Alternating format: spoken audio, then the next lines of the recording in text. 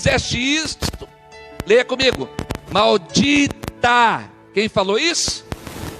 Deus. Então é Deus que permite. Amém? Versículo de número...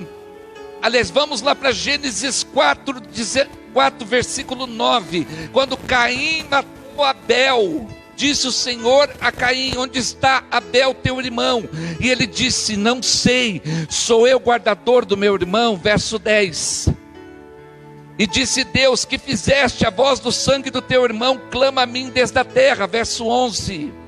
E agora, diga comigo: maldito és desde a terra. Quem disse isso, gente? Deus. Então quem permite a maldição é Deus, por causa do pecado.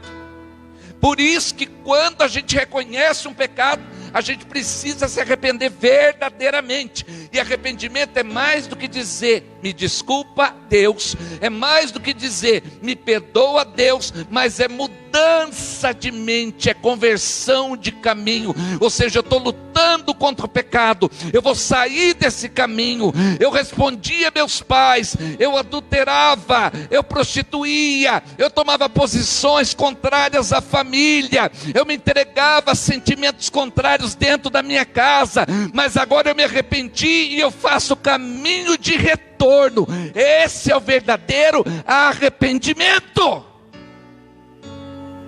Amém, gente? Quantos entenderam que a maldição quem permite é Deus? Diga amém. Então é Deus, não é o diabo. Quem amaldiçoou Caim foi Deus. Deus que nós lemos no começo dizia: eu vou enviar o profeta Elias para converter o coração dos pais nos filhos e dos filhos aos pais, antes que eu venha e fira a terra com maldição. Vamos entender essa questão do profeta Elias. O profeta Elias já viveu. Pastor, o senhor está querendo dizer que ele vai reencarnar? Não, isso não existe. Isso é uma doutrina espírita, isso não existe. A Bíblia diz que aos homens foi ordenado morrer uma só vez, e depois disso só vem o juízo. Então quem viveu é só uma vez. Amém, gente? Então que profeta Elias que é esse? Abre lá, Heloísa, Malaquias 4, versículo 6. O que é esse profeta Elias? Volta no 5, por favor. O que é esse profeta Elias? É o mesmo espírito que tinha nele, a mesma ousadia. Se você for estudar em 1 Reis 17, 18, 19, você vai conhecer a história do profeta Elias. Olha para mim, presta atenção aqui, não perde o foco. Você vai conhecer a história do profeta Elias. A história dele conta que ele viveu num tempo onde Israel estava preso por um espírito de Baal, governado por uma rainha maligna chamada Jezabel. Então Deus não estava ali. No lar do povo de Deus não estava o Senhor edificando a casa, estava sendo edificado por demônios, por princípios de maldição. E nesse período se levantou o profeta Elias. O que a Bíblia está querendo dizer para nós? Que vai ser enviado o profeta Elias.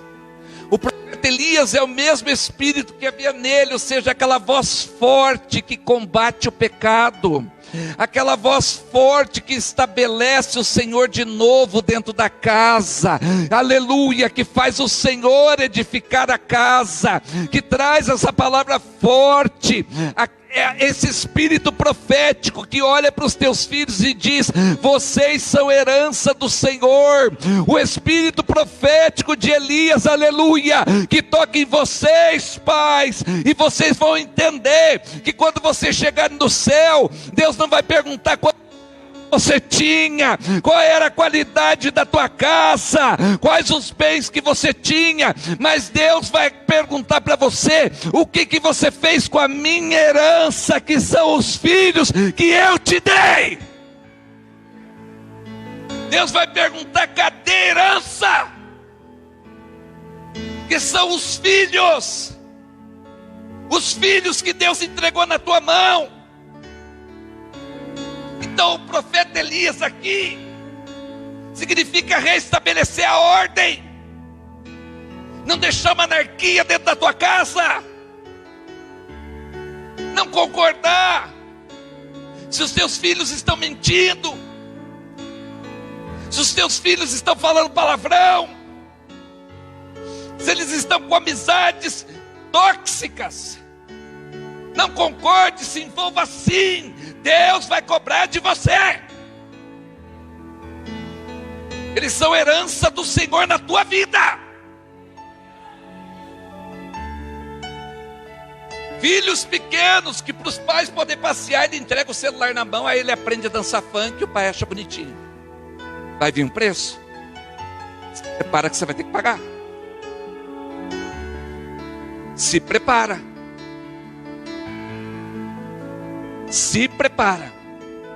Filhos que vê o pai xingando a mãe, ó, vai vir um preço.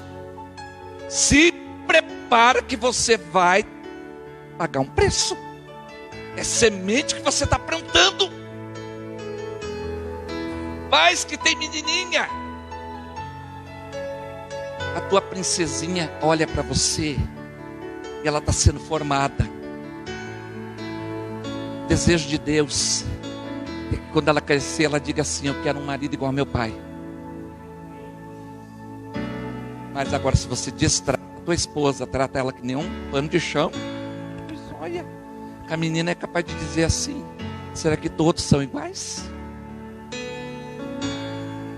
E daí como é que a gente faz?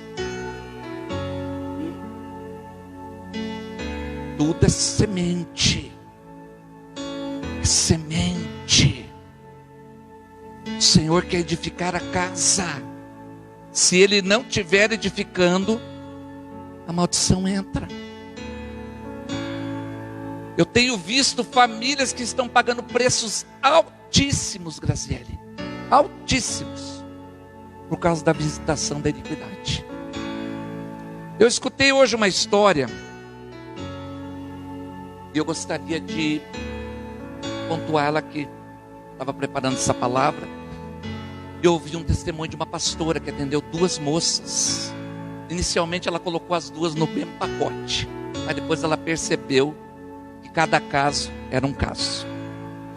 2 moças apareceram a ela sofrendo no casamento, com maridos ímpios, beberrões,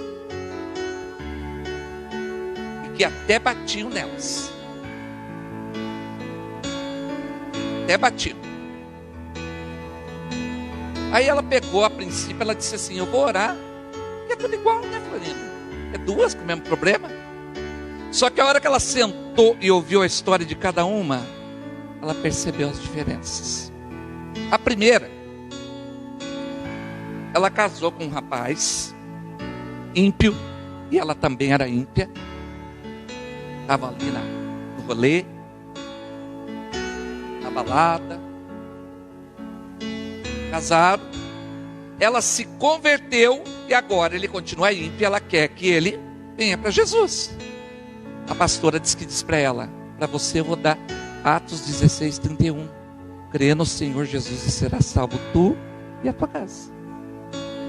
A segunda foi apresentada no templo desde pequenininha, uma gracinha, bebezinho, consagrado a Deus, um docinho, tipo vocês jovens aqui da igreja, apresentado, você que nasceu dentro da igreja, né, Luiz? Apresentado, que ele, ó, desde pequenininho, uma gracinha. Lá para os seus 16 anos, que falou para a mãe assim: eu me viro com a minha vida, eu sei o que é melhor para mim. Começou a namorar o rapaz escondido, mentindo para a mãe e para o pai, mantendo relação sexual debaixo da mentira. O rapaz ímpio casou com o rapaz, teve filho, e agora o rapaz bate, bebe e é grosso. É igual aos 2 casos? de jeito. O primeiro caso, a pessoa não conhecia Jesus, depois veio. Essa segunda não, ela escolheu com a própria mão levar a maldição para dentro da vida dela. Com a própria mão ela catou e enfiou. Desobedeceu a mãe, desonrou a mãe, xingou a mãe, falou para a mãe que a mãe era antiquada, que ela sabia o que ela ia decidir para a vida dela. E agora estava vindo pedir para a pastora, chorando, lágrima de sangue, para a pastora ajudar ela, que ela não sabia o que fazer. Para essa pastora foi um pouco mais incisiva e disse para ela assim: você vai ter que pagar um preço, mas é um preço que você não precisava pagar se você tivesse honrado a sua mãe. Quem está entendendo? Se você tivesse honrado a sua mãe, honrado o seu pai, ouvido o conselho deles, não tratado com mentira, com engano, não levado um namoro com engano, com mentira, com atrapalho, com pecado. Se o Senhor não edificar os relacionamentos, você patina. Guarda isso no teu coração. E quando eu digo Senhor, Ele é verdade, Ele não é mentira, Ele não é engano. Deus é verdade. Então não é igual. De jeito nenhum. De jeito nenhum. Quando que essa mulher vai ter a solução? Não sei. Ela plantou com a própria mão. Ela catou com a própria mão, quebrou o mandamento de Êxodo 20:12, que diz: honrará seu pai e sua mãe, para você ter uma vida saudável, beleza, bacana. E desgraçou com a vida. E agora tem que esperar. Tem que tomar as posições certas. Amém? Diga graças a Deus. Agora eu vou contar uma história que eu vivi. Jandaia do Sul. Eu casei uma moça com seu marido. Diga comigo assim: casamento de Deus. Olha para o seu irmão no olho dele e fala assim: um casamento no altar, só a morte pode separar. Diga para ela assim: você entendeu? Amém? Olha aqui para mim agora. Casei, né? Passou uns 2 anos, ela achou que o marido não era mais bom. Não quero mais. Apareceram umas dificuldades, que não vem ao caso, umas coisinhas ali para resolver. O marido não deu muita bola para resolver também. Já feito um filho, né? Com 4 meses de casada, um dia eu cheguei em casa do ITQ, ela estava lá em casa com o marido. Lembra disso? Lembra, né? Daquela criatura. Então, estava lá com o marido, brava, não sei o que, o marido não colocava comida dentro de casa, era irresponsável. E daí aquele mês mesmo, ele não colocando comida dentro de casa, ela foi lá e engravidou dele. Falei: nossa, mas que coisa maravilhosa, que coisa linda. Vai dar tudo certo, vai ser um sucesso isso aí, tá bom, tá? Mas foi o marido que ela escolheu e casou na presença de Deus, com pompa, com tudo, vestido de noiva e bonitinha. E eu fui no casamento, eu botei a mão na cabeça e tudo mais. Aí ela disse para mim assim: então, já que ele não quer mudar, eu experimentei uma outra situação aí. Eu conheci um outro rapaz e está sendo super legal. Legal. Ainda fala na minha cara, gente. Tem capacidade de falar na minha cara. E eu sou obrigado a escutar umas coisas dessas, que é super legal. Falei: olha que bom, legal. Resumo da história. Nunca mais ela se acertou na vida. Nunca mais. Porque a aliança do altar, Deus estava ali. Quem está entendendo, diga amém. A aliança do altar, Deus estava ali. Não ignore isso. Deus estava ali. Ela nunca nunca mais se acertou, e nunca mais, quando eu digo nunca mais se acertou a nível de relacionamento com outra pessoa, e também o relacionamento dela com Deus, nunca mais acertou, nunca mais, tentou ir para várias igrejas, tentou ir para vários lugares, mas nunca mais se acertou com Deus, nunca mais, porque quebrou uma aliança feita por Deus. Então recebe isso sobre a tua vida. O teu casamento vai dar certo se você colocar o Senhor para edificar. O Senhor não prometeu uma viagem tranquila. Jesus, quando passou aqui na terra, ele enfrentou tempestades no meio do caminho, mas as tempestades, elas têm começo, meio e fim, elas terminam, elas começam e elas terminam, e Deus é exaltado o tempo todo. Deus continua no teu casamento mesmo com tempestade. Então deixa de preguiça, vai dobrar teu joelhinho, vai clamar a Deus, vai para a madrugada de oração, levanta de madrugada, vai orar, tira as minhocas da cabeça, ora a Deus, que o Deus que começou essa obra é fiel para completar. Deixa de bobagem, vai orar. Ai, é dodói, todo dolorido. Ai, conheci um cara incrível, e está super legal, lembro até hoje das palavras dela. Eu falei, e como que é esse conhecer? Então, pastor, a gente já se conheceu de tudo quanto é jeito. Eu falei, olha que bom. Quer dizer, a aliança clandestina já entrou ali no meio. Quer dizer, e agora? A maldição já foi instalada. E agora? Cadê Deus edificando? Amém, gente? Cadê Deus edificando?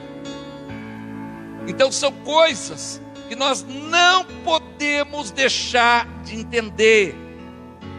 Se a maldição está nos alcançando, é porque tem uma causa. Amém? Tem uma causa. Quando eu falo para vocês a história dessa moça, isso já tem mais ou menos uns 18 anos.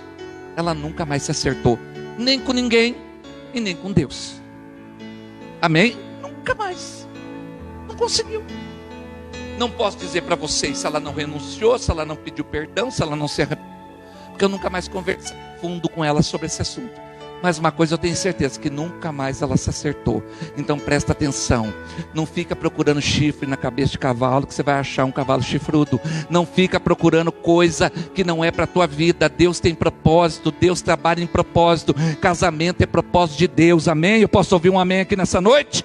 Daqueles que eu casei, é propósito de Deus. Daqueles que eu ainda vou casar, é propósito de Deus. Então pensa bem, guarda bem isso no teu coração, em nome de Jesus. Homem, você vai tirar uma moça de dentro da casa do pai dela, da mãe dela, e você tem a responsabilidade de levar ela como sacerdote do teu lar, firme, convicto, homem de Deus, homem de verdade, homem firme, convicto, cuidando dos teus filhos, zelando pelo bem-estar do lar, colocando Deus dentro da casa. Você é o carro-chefe, é você que ora, é você que se levanta, é você que declara, é você que diz para a maldição: aqui você não entra, porque o meu casamento é firmado em Deus.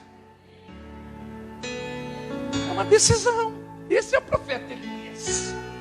Essa palavra profética que enfrenta Jezabel, que enfrenta Baal, que enfrenta o inferno, e que estabelece de novo o Senhor edificando a casa, que não aceita os conceitos vindo da escola, que não aceita os conceitos vindo da faculdade, que não aceita os conceitos vindo do amiguinho do mundo sobre os teus filhos. Você não aceita, você não acha bonitinho, você não acha engraçadinho, você não acha nada bonitinho, senão depois você vai pagar um preço bem caro e vai passar vergonha ainda. Não era crente? Como é que os filhos estão tudo virado do avesso desse jeito? Vai passar vergonha. Então, em nome de Jesus, abre o olho, recebe essa palavra sobre a tua vida. Seja você o profeta Elias da tua geração, para o Senhor não ferir a terra com maldição. Versículo 6. Olha lá. Para que eu não venha e fira a terra com maldição. Ou seja, se o profeta Elias não for levantado dentro da tua casa, se você achar bonitinho o pecado, achar bonitinho as atitudes, achar bonitinho a mentira, achar bonitinho o engano, achar bonitinho o palavrão, para isso também você não pode falar o palavrão, né? Senão como é que você vai corrigir seus filhos? Se você é a porta de entrada para o palavrão, né? Então vamos mudar nossa cultura aí, ó. Vamos mudar para Deus abençoar a tua geração. Quem está entendendo da glória a Deus? Para não vir maldição sobre a tua vida. Amém? Diga graças a Deus. Um último ponto que eu quero me ater agora. Veja bem. O Senhor edificando a casa. Eu quero pegar dois personagens bíblicos para eu poder expressar um comportamento que tem no ser humano, que às vezes você vai ficar patinando um bom tempo e às vezes até a vida inteira na maldição, por causa desse comportamento. Abra comigo em 1 Samuel. Diga comigo assim: Saul e Davi. 1 Samuel, capítulo 16.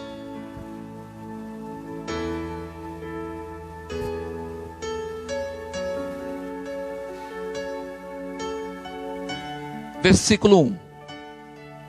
Então disse o Senhor a Samuel: quem falou? Até quando terás dó de Saul, havendo eu o rejeitado, para que não reine mais em Israel? Olha aqui para mim. Esse primeiro personagem foi rejeitado por Deus. Triste, né? Era alguém escolhido para viver uma grande história, mas foi rejeitado. O que foi que fez ele ser rejeitado? Um pecado. Não era um pecado tão sério. Algumas coisas lá que ele deixou de fazer. Já Davi pecou sério. Davi adulterou, matou, assassinou um homem, mentiu, enganou, teve um filho com a adúltera. Quando ele descobriu que a mulher estava grávida, ele planejou a morte do marido dela para ficar com ela, o filho. De caso pensado, não foi nada, errei, eu fiz sem pensar, não, fez porque quis. E o pecado de Saul foi mínimo perto do pecado de Davi. Só que Deus, Florinda, ele perdoou Davi e rejeitou Saul. O que aconteceu então? Vamos entender? Abre comigo em 1 Samuel 15, versículo 2. Assim diz o Senhor dos Exércitos: castigarei a Amaleque, porquanto fez a Israel quando se opôs no caminho ao subir o Egito. Vai, pois, esse é Deus dizendo, tá? Vai, pois, e fere Amaleque. Diga comigo: destrói totalmente tudo que tiver. Diga: não poupes. Olha para o teu irmão e diz assim: destrói tudo. É tudo. Diga para ele assim: não é metade, é tudo. Quem está entendendo, diga amém. Tá, vamos lá. Ok, no versículo de número 9, 8 e 9. Olha aqui para mim. Deus tinha dito para destruir tudo, sim ou não? Sim ou não? O que era para ele ter feito? Destruído tudo. Mas vamos ver o que ele fez. Tomou vivo Agag, rei dos amalequitas, porém a todo o povo destruiu ao fio da espada. 9. Saul e o povo pouparam Agag. Deus mandou poupar alguém? E o melhor das ovelhas, das vacas, Você escutou Deus falando de ovelha e de vaca que era para deixar? E as da segunda ordem, os cordeiros, o melhor que havia, e não quiseram destruir totalmente, porém toda coisa vil e desprezível destruíram totalmente. Olha aqui para mim. O que acabou com Saul e o que destrói muitos casamentos, muitas famílias, se chama obediência parcial. Diga comigo, obediência parcial é desobediência.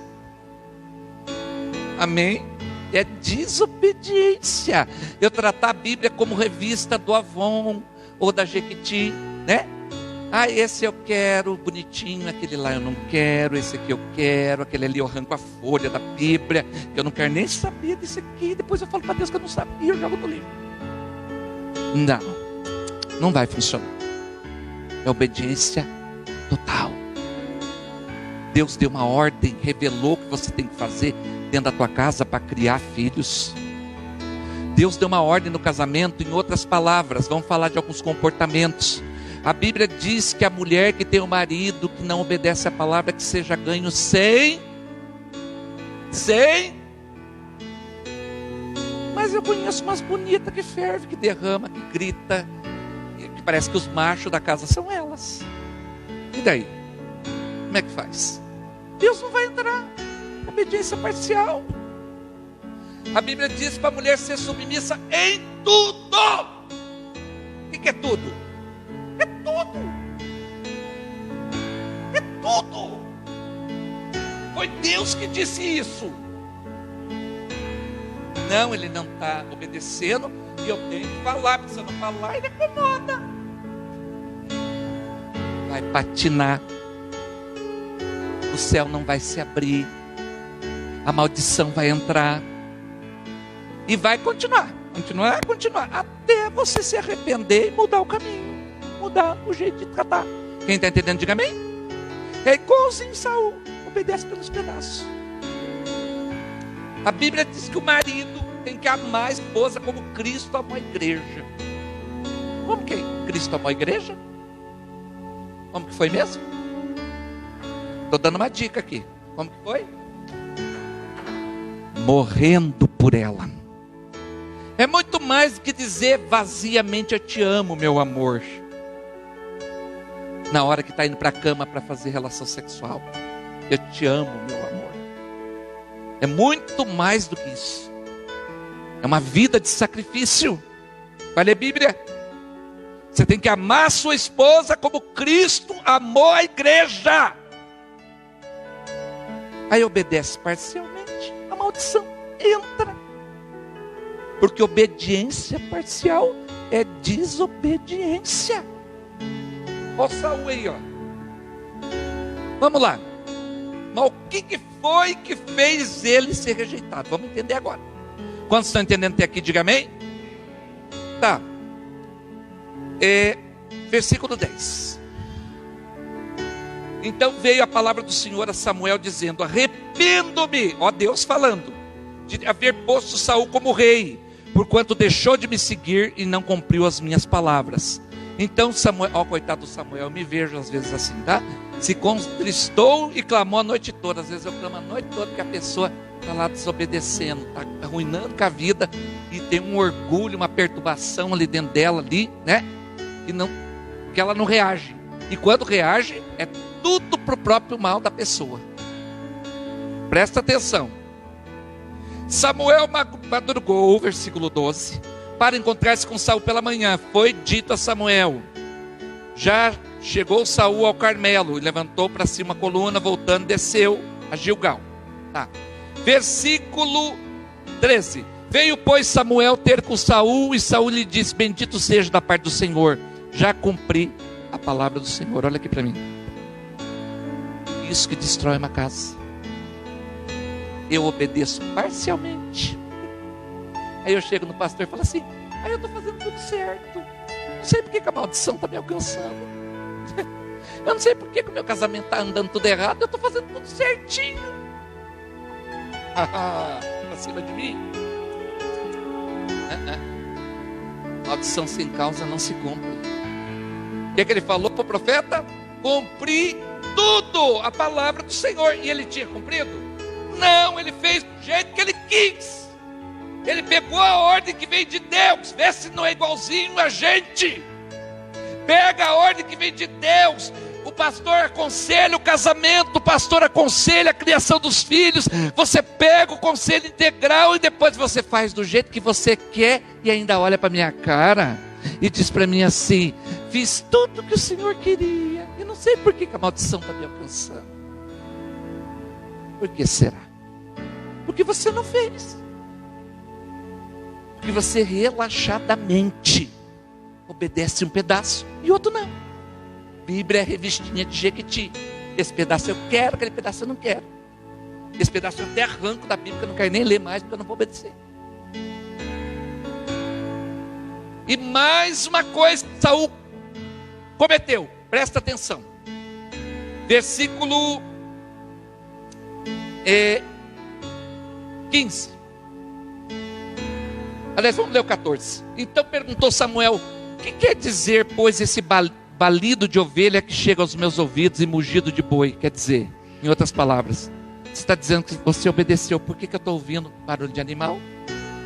Respondeu Saul: Amaleque os trouxeram porque o povo guardou o melhor das ovelhas, dos bois, para oferecer ao Senhor teu Deus. Deus pediu algum sacrifício daquele povo? Deus não disse que era para destruir tudo. Se é para tacar fogo, é para tacar fogo. Se é para destruir, é para destruir. Se você vai para um ambiente onde Deus preparou para você, entra com uma vida nova. Decide hoje. Amém, gente?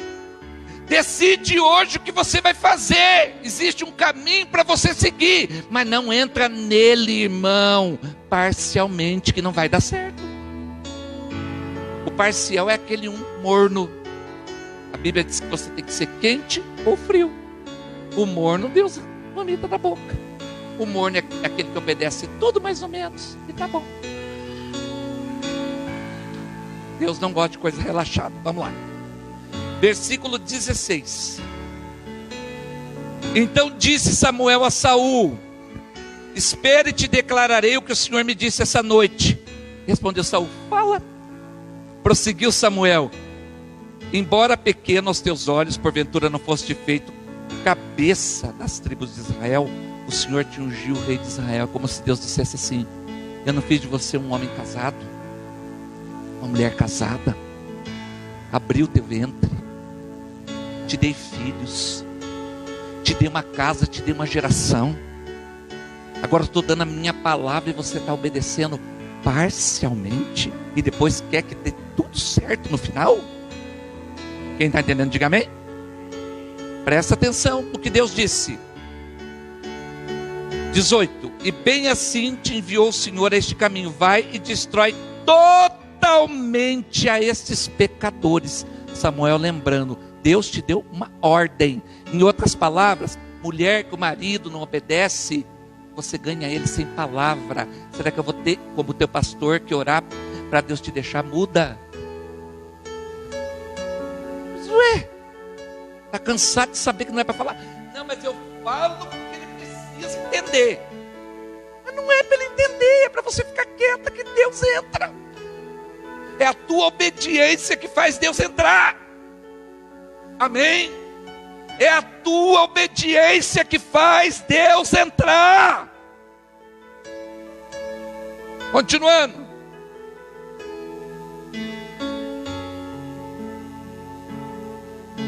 Verso 19. Porque, pois, não destes ouvido à voz do Senhor, antes lançaste o despojo e fizeste o que era mal aos olhos do Senhor. Olha aqui para mim. Sabe qual foi a diferença de Davi e Saul? Davi, quando adulterou, matou o homem, também foi confrontado por um profeta. Nessa hora que você é confrontado, olha para mim, presta bem atenção. Você tem duas opções: se render e dizer, pequei, estou errado, quero me consertar, vou me humilhar diante de Deus e vou fazer o caminho de conversão, e vou tirar a maldição da minha casa e vou estabelecer o Senhor. Você, o profeta Elias aqui dentro, eu vou estabelecer o Senhor. Quem está entendendo, diga amém. Esse é um caminho. Agora o caminho de Saul Esse é o pior caminho, é a gente mais tonta que eu já conheci. Dá errado, e daí você fala para a pessoa que ela errou, ela olha para você e fala assim: ah, mas eu fiz isso por causa daquilo.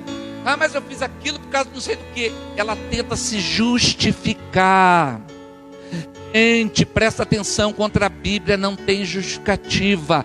Se a palavra diz que você tem que amar a tua esposa como Cristo amou a igreja. Ah, mas eu não estou cumprindo porque ela também não está fazendo aquilo. Joga a culpa na tua atitude por causa da atitude do outro. Deus não vai se deixar engabelar por isso. Presta atenção, se concentre em obedecer totalmente a Deus. Deus quer obediência total, amém? Deus quer obediência total. Recebe essa palavra em nome de Jesus, amém? Olha o problema de Saul. Então veja só, Samuel falou para ele, né? Você fez o que era mal. Ele deveria ter acatado e dito: realmente, eu vou pedir perdão, e Deus é misericórdia. Eu garanto para você que essa história tinha terminado diferente. Quantos creem que tinha terminado diferente de quem? Pois é, mas daí a pessoa é teimosa, porque ela só esquece de um detalhe: o único prejudicado pela teimosia dela é ela. É ela. Ah, eu não aceito desse jeito, e ferve e derrama. Mas o meu casamento está em ordem. A gente não ferve, a gente não derrama, a gente não faz nada. Aí a pessoa ferve, derrama, acaba com tudo, destrói tudo, taca fogo na casa. Quem que saiu prejudicado? A própria pessoa. Quem está entendendo, diga amém. A própria pessoa. Olha lá o versículo de número 20.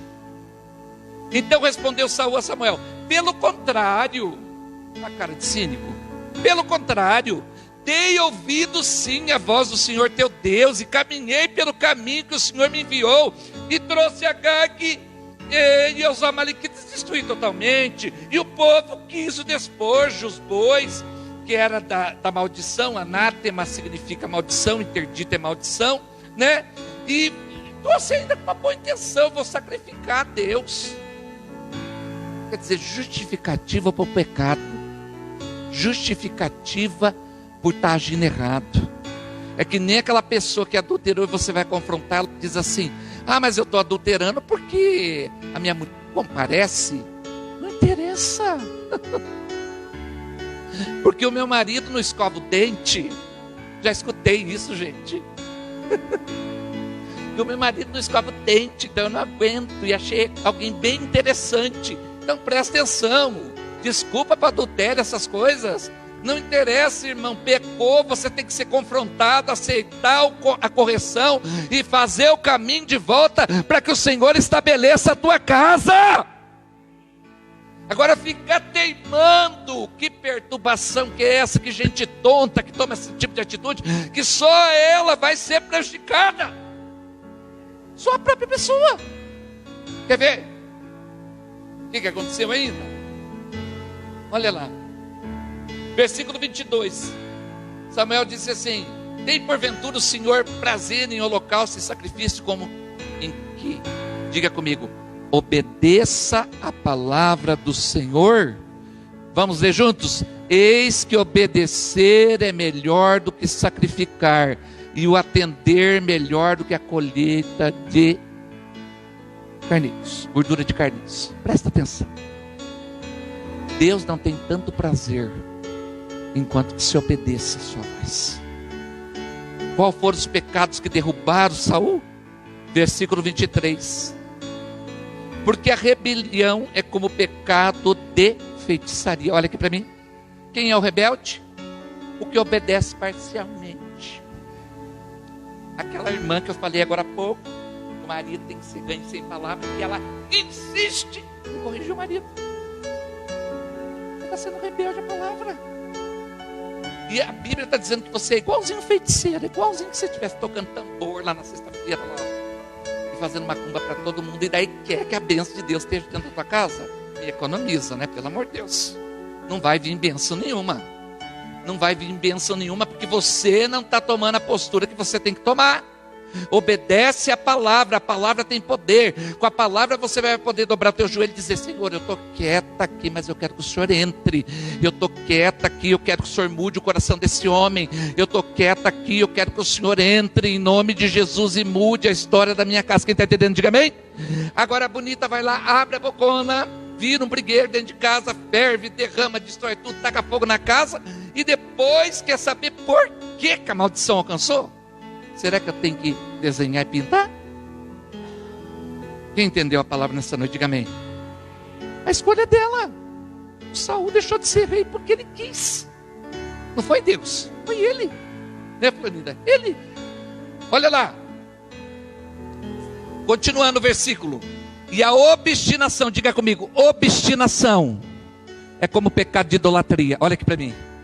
É a mesma coisa que você estivesse todo dia se dobrando diante de imagens de escultura. O que é o obstinado? Olha aqui para mim. O rebelde seria aquele irmão que tem que amar sua esposa, como Cristo amou a igreja. Mas ele muito malemar fala que ama antes da relação sexual. Muito malemar ele fala que ama antes da relação sexual. Que a mulher já até sabe. Ai, eu te amo. Nossa, já sei o que vai acontecer daqui a pouco, que eu já sei a história. Já faz vários anos. Tá? Esse é o rebelde. Toma esse comportamento. O obstinado é aquele que já se acostumou. Então todo dia ele usa o mesmo repertório. É um pecado que ele não sai do lugar. Quem está entendendo, diga amém. O obstinado é aquele que está na lama.